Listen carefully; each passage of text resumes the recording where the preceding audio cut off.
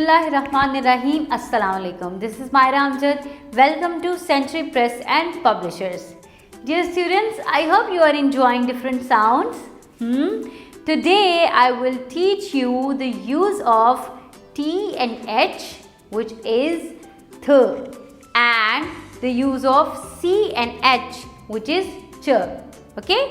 So let's move to your book and start how we can use the sound T and H, which is th. Okay students, you can see on your page beginning sound of TH, यानी कि हम अपने words के start में भी इस sound को use कर सकते हैं, जैसे कि थम, थ, TH, थ. तो यहाँ पे आप देख सकते हैं हम इस साउंड को start of the word use कर रहे हैं, बिगिनिंग में हम इस साउंड को यूज़ कर रहे हैं. थम, thermos, thread. Okay, and we can also use this sound at the end of the word. So you can see here teeth.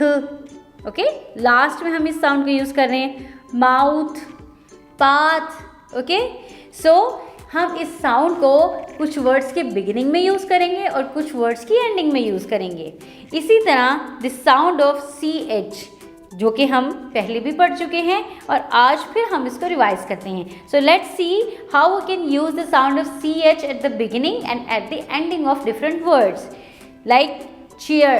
So you can see that you are using the sound of ch at the very beginning of the word. It's cheer, cherry, chick. Okay, so now let's use this sound in the ending of different words like couch, peach, torch. Okay, so we are using the sound at the end of different words: couch, peach, torch. Okay students, तो आपने इस sound को अच्छे तरीके से पढ़ना है, समझना है और इसका यूज देखना है.